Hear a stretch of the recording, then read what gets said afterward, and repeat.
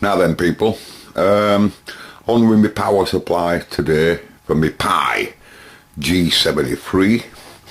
I know it don't look so much, but we're in the mocking state here, you know, mocking it together, seeing it's happy and what have you. And my first point of call is to see on how much current the whole thing pulls from the mains, so that I can give it a mains fuse, and then I'll measure the current in its zero part of the 2270s that's coming from here, and then I can give it a secondary fuse, so that then whatever I'm doing then with the amplifier, this fella will always be protected, all of these guys.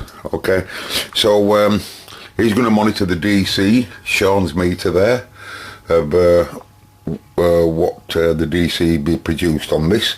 This has been off all night. I say that because I tested it last night and it worked perfect. But for me to get a good idea of the surge current,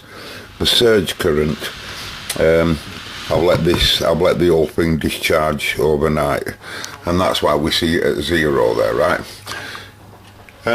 This is going to read the current, so it's not voltage at the moment. It's in 1 amp mode, DC of course. I know it looks like it's in AC there. You dozy. Yeah, sorry, it wants to be in AC. We're looking at mains current. That's why I got me head in shed then. That's why you see them two probes. So you know, mains will come in on the brown, go through the meter up there, and then come back, and then feed the positive into the primary side at transformer. So I've told that meter to be at 1 amp and in AC. So just bear in mind that when it gets to there at 10, right, that's 100 milliamp, right, and I expect it won't go much higher than 200, right, and I'm connected directly to mains. This white plug, it's this white plug that feeds the animal. Okay, so I'm just going to go straight for a go. I'm not interested in Sean's meter now, because it, as you know, it'll take it a while before it'll make any DC anyway. So I just want to know the bump, as I call it, and I can clearly see there it's about 110, but it went up to about nearly 200 mil. And we're very quickly making DC. Very quickly making DC. Remember, it'd be a lot lower than that once it's under load and tubes get activated inside the amplifier. But that's my current. I'm chuffed at that. Mains back off again. Right, so now I know what fuse to put in. 250 volt, 200 milliamp I'll give it. And then anything that's higher than that, the animal will say goodbye. Okay, they don't have fuses in them, you see, at all, and there's no to protect that transformer. Anyway, I'm going to couple the power supply up now to the radiogram, and we'll see if we can hear it making some noise again. Hold me, love me, hold... sorry.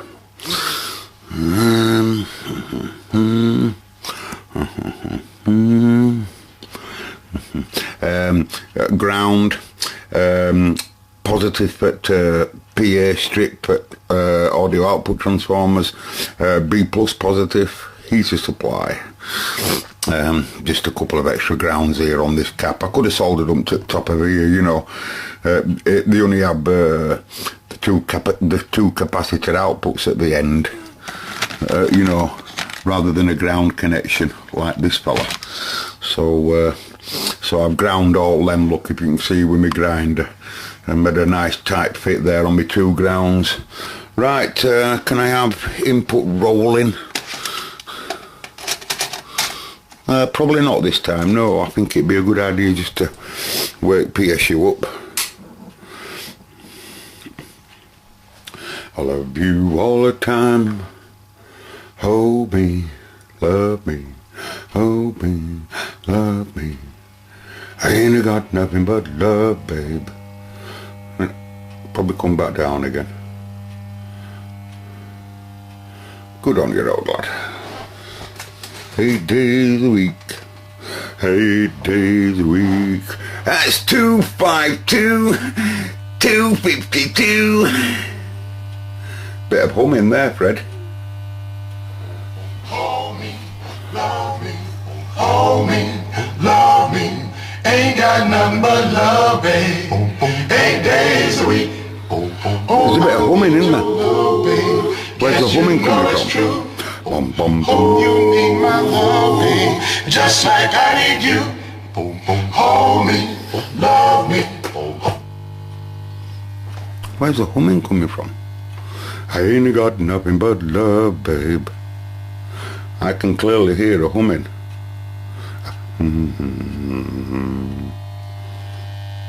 Is it because you're so close to him?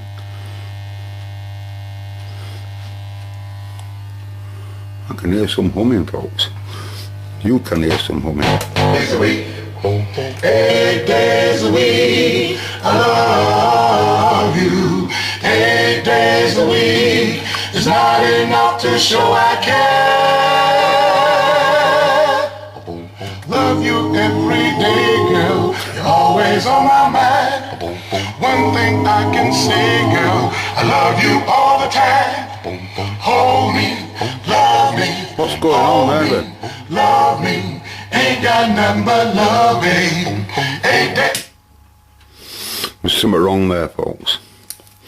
You see, I'm using exactly the same cap. Something wrong there, isn't there? That's not right. That's not right, ladies and gents. There's something seriously amiss. I ain't got nothing, but it's not serious. But it's serious enough. Stand by, all. Stand by. 8 day. Oh, sorry. I know what's wrong with it. I haven't. As soon as we heard the buzzing and I made that first piece to camera, folks, I says to myself, "God, let's get your dinner, old lad. Get your dinner, old lad. After your dinner and a cup of tea, or maybe a cup of oxo, as Chipman would say, we'll suss it out." Now then, last night, I didn't put it on scope and have a look, see if there's any ripple and stuff, but last night I really spent 5 minutes making sure I've got these pin connections correct, as you do, because we're dealing with 300 and odd volts at first, as you've seen, and it's crucial on mains. I said to myself, it's that, you fruitcake, right? This white wire's carrying 6.3 volt heater supply, and it's there wrapped round the bloody high tensions, like a gloit. Anyway, I haven't got my dinner. The dinner's cooking. Excuse me, we're having turkey today. We were having turkey today. Roast potatoes, broccoli and carrots and gravy. We are. And what I'm going to do then is I'm just going to break this. You see, I've got to be careful because he wants 6.3 heaters as well, the recce. Otherwise, recce won't do now, obviously. So I'm just going to undo this. I'm just going to undo this 6.3 here, and I'm going to say to this 6.3, why don't we run you on 6.3 volts DC? Just a test. I don't know whether because it'll draw some current, but it'll tell us straight away whether that is the issue. So if I just run it on DC 6.3 from Tony or Beverly, probably Beverly might have to do it. She probably want a bit more titty, but Tony might be able to do it. We'll see. I'll get me dinner and I'll be back. Excuse me, I interrupt this broadcast to bring you a special announcement on the hi-fi parts department at Cobraman's. A friend of ours, who's a YouTube member, is looking for this. And you hi-fi people, you must see if you've got one knocking about. Yes, you can see it. It's one base driver unit for a Mission 70 Mark II. Could you please have a look? This is crucially important. This lad really needs one. You imagine having a pair of Mission, right, 70 Mark IIs, and you've got no base unit on your left-hand side, or even your right-hand side. Can you imagine how that poor lad feels? Can you imagine it? Please have a look. It's the least you could do. Please. Carry on anyway. Carry on where we are. Just carry on. Dinner's still cooking, folks. It's what it's like. I mean, you know, I like that. You can't resist. Though. Turn lights out. I'm not going to take my clothes off, folks. You're safe. You know, we're not going in for the bedtime routine. I just want to test these heaters here. So 6.1 DC on the table. As soon as I touch this wire to that white wire, I've just wrapped it around this to stop it from pulling. It now connects directly to this. By the way, I didn't tell you that all of the high tension and the heater low tension is now completely disconnected from the tuner. This EWC85 that's in here for the FM, of course, all rectifier has been installed, as you can see, and all the other tuners for the mixers, etc., is all disconnected now. Even mains cable, 2 cores gone. So basically now this heater supply, 6.3 in my hand here, 6.1 in my hand, is just going to drive the 2 heaters of these 2 tubes and this EWC83. 2 EL84s and 1 EWC83. He's not doing out. There's no mains to him, there's no to him, he's completely out of there. And that's because we'll just get an idea of how much current these 3 heaters want, and you'll be surprised. Even though we're only at 6.3, I don't know whether the EL84s will work on AC or a DC, but anyway. Oh, look at that, 3 amp. And it'll fall. Yeah, that's okay. Oh, I need your love, babe. Oh, that's okay. I guess you know it's true. Bum, bum, bum. Enough of that, let's hear it. Let's see whether that experiment is working. Right, so...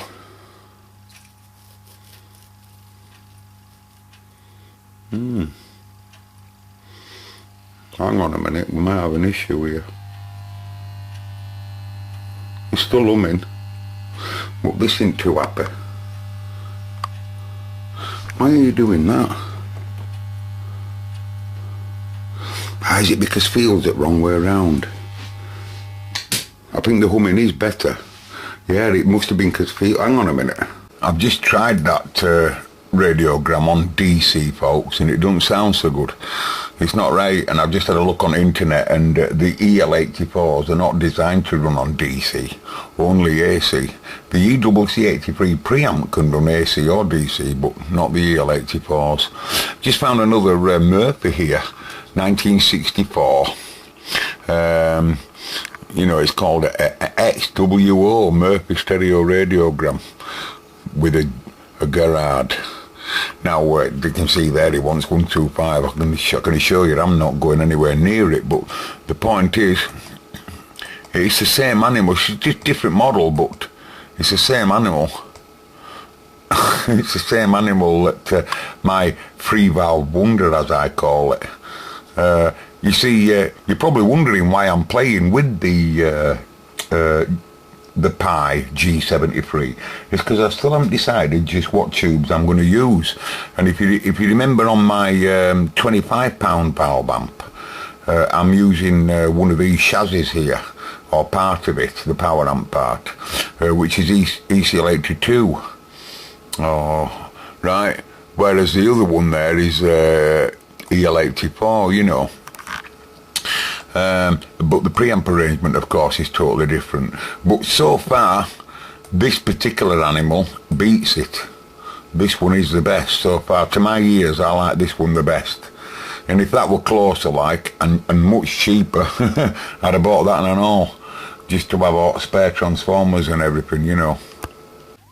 Now then, ladies and gentlemen, I'm on the strip down of this. It's sad, I think. It's really sad, me, you know, doing this. You know, there's a big part of me that hates doing it. when you get a fully working radiogram like I've got here, and then he gets in and starts dismantling it. Well, there's two things to say. Number one, the cabinet went about 2 weeks ago, and it's not with us anymore. Number two, the cabinet wasn't right nice anyway. Number three, I haven't got the room for the... But he said there's only two, just carry on. Number three, I haven't got the room for a radiogram anyway, but I have for the chassis. And number four, I really need to learn about valves. I love valves. I'm quite addicted to them. And I've only got 20 quid in it. So you've got to look at it from my point of view. I'm just saying that to my conscience, not you. I'm saying it to you as well. Right, I know it looks a bit tatty, but what we're on with here now is we've stripped out the PSU, as you can clearly see. And the PSU's in demo mode. It did not, the PSU perfectly passed its MOT. You can't really see it really, but it did pass its MOT, but there was some humming. I could hear some humming. I think I've got that on video, so I'll let you listen to that. Now I now know exactly why it was humming, but I'll probably bring you that on another video. And that the reason for that is because we'll see it. You know, I won't know until I get it all back together, really, whether I'm correct on that. But anyway, you can clearly see how I'm soldering some wires here. Can you see this ground here?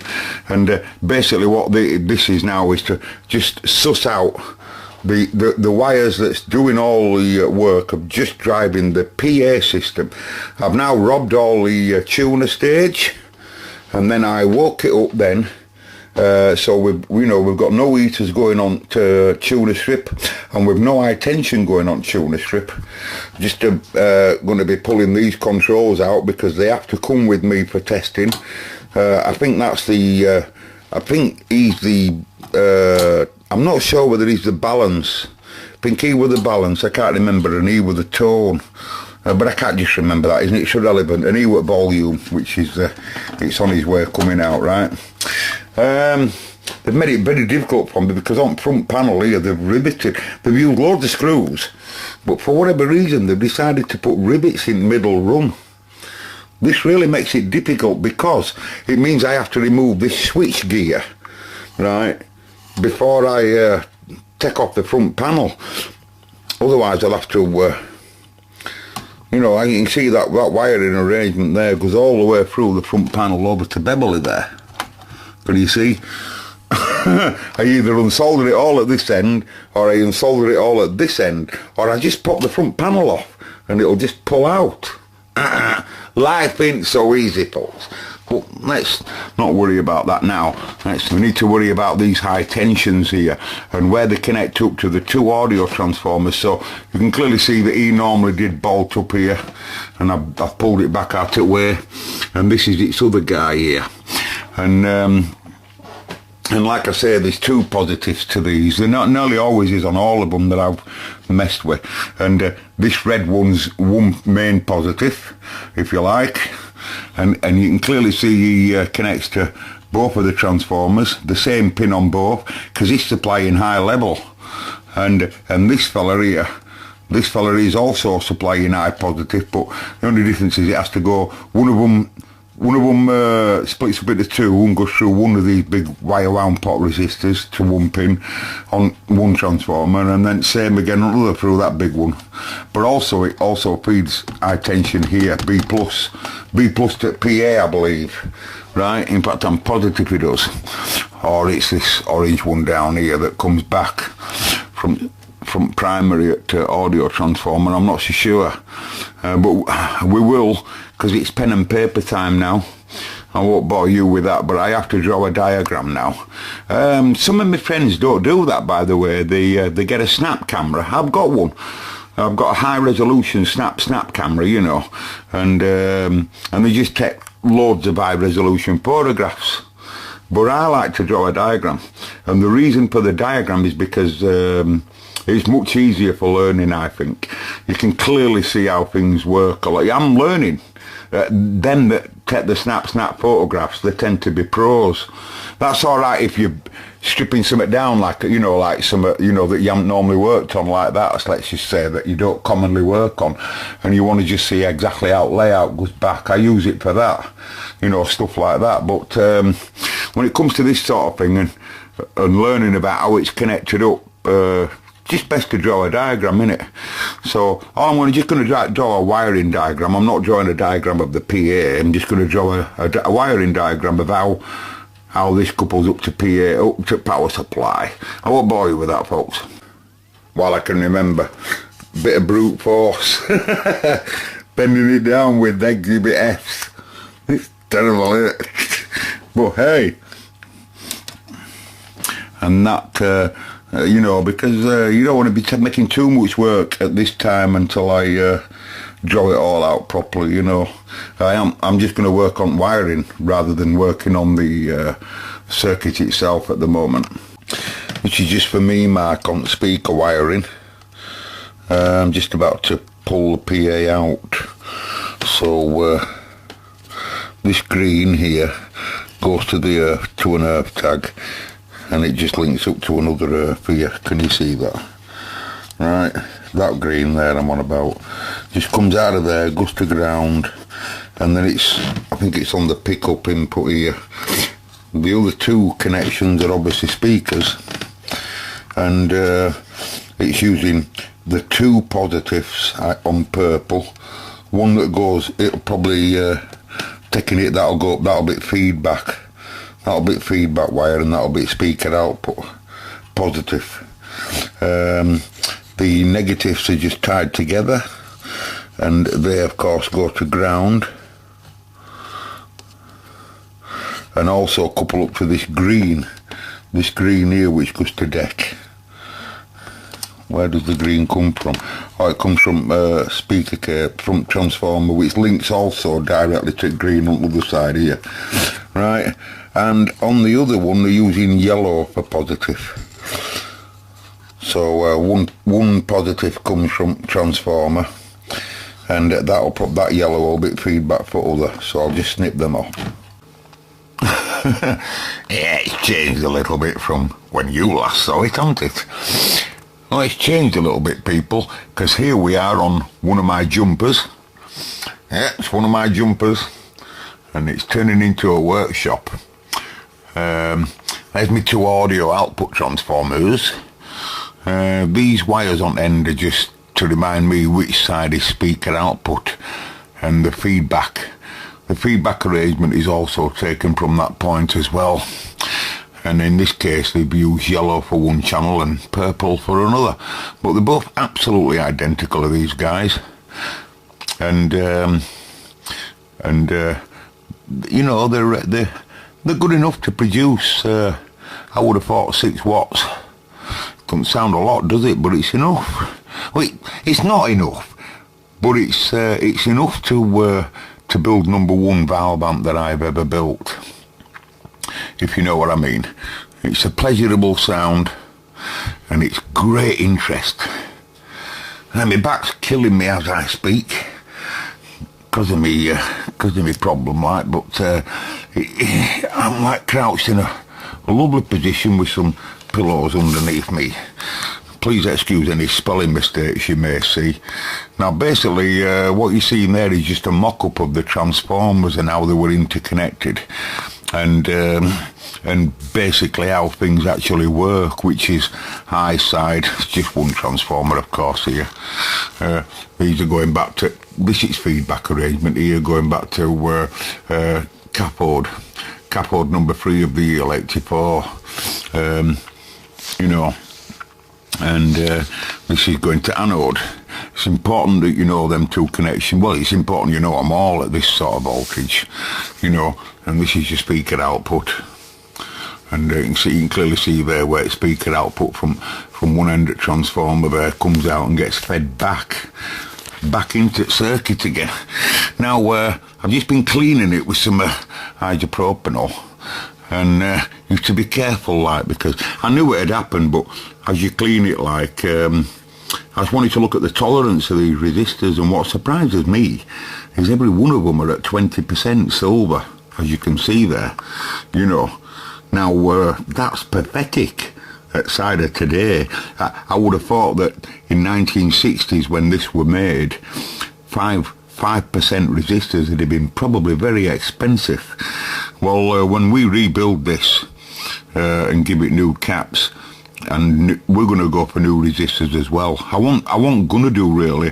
My plan was just to recap it and build it all on I don't want to build it on a board. I want to build it point to point, bird's nest, what they call bird's nest, point to point, the old-fashioned way.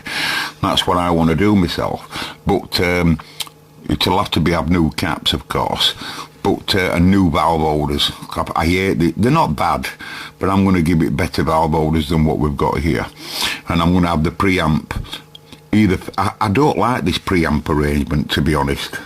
I don't like it. I don't like the idea of using one tube and having it doing one channel and the same tube doing another channel. We get what we call crosstalk modulation, and that's not a good idea, I don't think. And also, I've read about the fact that even though there's two separate tubes in the ECC83, they're both not exactly symmetrical. The design's symmetrical, but apparently they do not perform exactly symmetrical. Frequency response, audio output, audio input, are ever so slightly different between channels. Only slightly. Now, I know that the balance control will probably cancel any amplitude differences, but I'm not clever enough really to be able to design a circuit that would work with this. So, but there's loads of circuits on the internet. But what I'm going to do is I'm going to draw it all out. That's my mission now. That's, like I said, that's just a paper diagram. And I don't know where I put other one, but I made another one of I don't know where I put it.